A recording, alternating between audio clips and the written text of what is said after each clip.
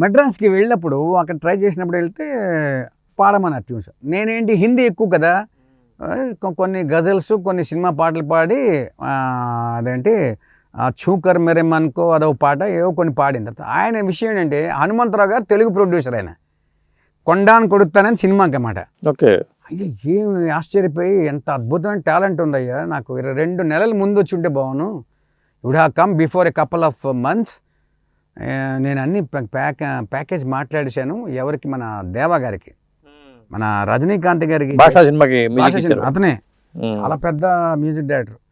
మరి ఇప్పుడు ఏం చేస్తావు, అన్నీ మళ్ళీ వాపస్ తీసుకోలేం కదా, ఒక పని చేయి, మరి నువ్వు పాడతావా అంటే, సార్ అంతకన్నా ఇంకేముంది సార్, అదొక అవకాశం కదా, తమిళ్లో పాడని ఇంతవరకు పాడలేదు అంటే చిన్మయ్యతో డ్యూట్ పాడాను. పాతా పాకరే పాతా పాకరే సిరిచ సిరికిరే పేసమాటెంగిరే నన్నారే తర రన్నారా నా 20 ఉన్నాలే ఉన్నాలే ఉన్నాలే ఉన్నాలే. ఇది హై పిచ్లో పాడాను, ఈ శృతి కాదు.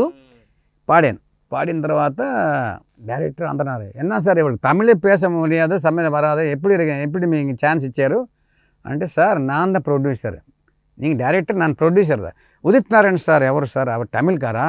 இல்லையா? మరి ఆమె తమిళ్ కానప్పుడు అలా పాడారు, అతను ఒడియా బాగా ఎవరైతే ఏమి సార్ అందరూ ఇవ్వాలి. ఎవరు పెద్ద పెద్ద సింగర్స్ తెలుగు వాళ్ళు వెళ్ళారు కదా, సుశీల గారు కానీ, ఎస్పి బాలసుబ్రహ్మణ్యం కానీ, నాగూర్ బాబు గారు కానీ, జానకి కానీ, ఎవరైనా సరే తమిళ్ ఫీల్డ్ హక్కును చేర్చుకుంది.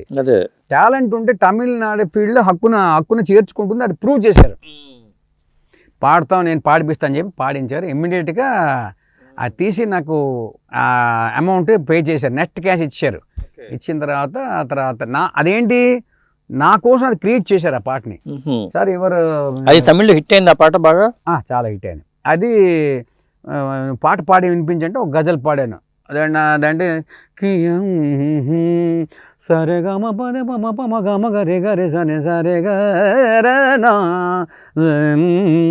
किया है प्यार जिसे हमें जिंदगी की तरह वो आसमां भी मिला हमसे अजनबी की तरह किया है प्यार जिसे हमें जिंदगी की तरह ఈ పాట చాలా ప్లీజ్ అయిపోయారు. ఇమ్మీడియట్గా నా కోసం నా వాయిస్కి రేంజ్ చూసి కంపోజ్ చేసి పాడించారు. పాడించి అంటే ఏంటంటే తమిళ తర్వాత దేవా గారు కొడుకున్నాడు కదా శ్రీకాంత్ దేవా, ఆయన దాంట్లో కూడా 3 పడంబ అంటారు అంటే ఫిలిమ్స్. తర్వాత ఇక్కడికి ఏమో మళ్ళీ again I have to come back to Orissa. అంటే అమ్మ అప్పుడు పడిపోయారు, కాల్ ఫ్రాక్చర్ అయిపోయింది అన్నారు. అప్పుడు టీవీ రికార్డింగ్ చేస్తున్నారు. నేను చేస్తుంటే మా అన్నయ్య ఫోన్ చేశాడు, అమ్మ పడిపోయింది, కాల్ ఫ్రాక్చర్ అయిపోయింది. ఒక్కసారి అలాగేం చెప్పలేకపోయాను.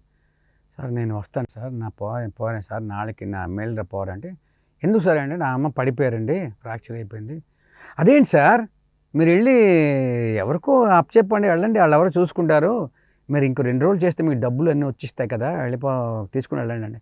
లేదు సార్, అమ్మ సార్ ఎవరైనా సారా, నేను ఈ స్టేజ్లో ఇంతో అంత ఏదో ఉంది అనగా నా ఈ స్టేజ్లో ఉన్నానంటే నా తల్లి ముఖ్యం, జన్మనిచ్చిన తల్లి పడిపోయిన తర్వాత తెలిసి నేను ఎంత సరదాగా ఉంటాను సార్, ఉండడం కష్టం సార్, దయచేసి అది మీకు వేరే వాళ్ళకి హ్యాండ్ ఓవర్ చేసేయండి, వస్తా అని చెప్పి రాత్రి వితౌట్ రిజర్వేషన్ 11:45కి మెడ్రాస్ మెయిల్ ఎక్కి బాత్రూమ్ దగ్గర కూర్చొని నిద్ర లేకుండా వెళ్ళిపోయాను. అంటే అమ్మ సార్ అవకాశం ఇవాడు వస్తుంది పోతుంది సార్, ఇది కాకపోతే ఇంకోటి వస్తుంది, రాకపోయినా అది లైఫ్ కాదు కదా, భగవంతుడు అంతా ఒక డెస్టినీ ఫిక్స్ చేస్తాడు. తల్లిదండ్రుల కన్నా ముఖ్యం ఏం లేదు సార్, సినిమా ఇవాళ పోతే ఇంకోటి వస్తుంది, ఇంకోటి ఏదో వస్తుంది. అలాగే ఇంకొక మ్యూజిక్ డైరెక్టర్ కూడా అలా చెప్తే నేను చెప్పాను, మా ఫాదర్ మదర్ అంటే మీరు చెప్పేది ఇప్పుడు ఈ జనరేషన్లో తల్లిదండ్రులని గౌరవించాలని కొడుకులు కూతుళ్ళు తల్లిదండ్రులు తీసుకెళ్ళిపోయి వృద్ధాశ్రమాల్లో పెడుతున్నారు, ఆ పరిస్థితి ఉంది, భిన్నంగా ఉంది. మీరేమో వాళ్ళు లేకపోతే క్వైట్ అది మహాపాపం సార్, మహాపాపం. ఎందుకంటారా, వాళ్ళకి ఏం తెలియట్లేండి, పిల్లలకి ఏంటంటే ఏజ్లో ఉన్నప్పుడు ఏం తెలియదు, అందరూ ఒక ఏజ్లో ఎప్పుడు ఉంది, అందం ఏజ్ ఎప్పుడు ఒకలా ఉంటుందా, 16 ఏళ్ళ వాడు 60 ఏళ్ళ వాడు అవుతాడు, 60 నుంచి 80 అవుతాడు. ఇప్పుడు శక్తి అనేది ఎప్పుడు ఒకలాగా ఉండదు, యంగ్లో ఉన్నప్పుడు ఉత్సాహంగా అంత బాగుంటుంది, అంత బాగుంది. కనీసం వాళ్ళు ఏంటంటే ఈ మంచి క్వశ్చన్ అడిగారు, నాకు గుర్తొచ్చింది. మీరు చాలా మంచి టాపిక్ అడిగారు. మెడ్రాస్లో అప్పుడు when I was there at Madras, I use to give many concerts with my own ఏంటి ఎక్స్పెండిచర్. ఎలాగంటారా, క్యాన్సర్ హాస్పిటల్ పెద్దది ఉంది అక్కడ, ఊరు అవుట్స్కట్స్లో. సరే వెళ్దాం, ఏముంది, మనం వెళ్ళిన తర్వాత అక్కడికి వెళ్తే వాళ్ళకి నా ఓన్ ఆర్కెస్ట్రా తోటి తబలా, కీబోర్డు, ప్యాడ్స్ అని తీసుకెళ్ళి నాకు వచ్చిన డబ్బులతో అక్కడికి వెళ్ళి పాడివాడిని. పాడితే అందరూ లాస్ట్ స్టేజ్లో కొందరు, మరి కొందరు కొంచెం గుండు కొట్టించి ఉంటుంది కదా, కొందరు నా ప్రోగ్రామ్కి వచ్చారు స్టేజ్ దగ్గరికి. రాని వాళ్ళ దగ్గరికి వెళ్ళి వాళ్ళ కాళ్ళు ఒత్తుతూ రామనామ సంకీర్తనే, హరే కృష్ణ, కృష్ణుడు దేవుడు ఏవో పెట్టి పాడుతుంటే వాళ్ళు షీ వాజ్ క్రైయింగ్ అండి. ఆవిడకి ఎంతో 70 ఏళ్ళు ఎంత. నా కొడుకులు 2 ఉన్నారయ్యా, అమెరికాలో సాఫ్ట్వేర్ కంపెనీలు లక్షలు సంపాదిస్తున్నారు, నన్ను ఇక్కడ పడిశారు. మహాపాపం అది, అలా చేయకూడదు. సో నువ్వు నా కొడుకు కన్నా అది ఎక్కువగా చూస్తున్నావు అంటే, అమ్మ నేను ఏం చేయగలను, చేస్తా అని చెప్పి వాళ్ళకి అరగంట సేపు ఎంతమంది అందరి దగ్గరికి వాళ్ళ కాళ్ళు ఒత్తి అన్నీ చేసి వాళ్ళు ఎంత ఫీల్ అయ్యి ఉంటారు, ఎంత ఆనందం. మా సొంత వాళ్ళు రాకుండా అలా పాడి అన్ని చేసి మెడ్రాస్లోని అలా ప్రోగ్రామ్స్ చాలా చేశాను సార్.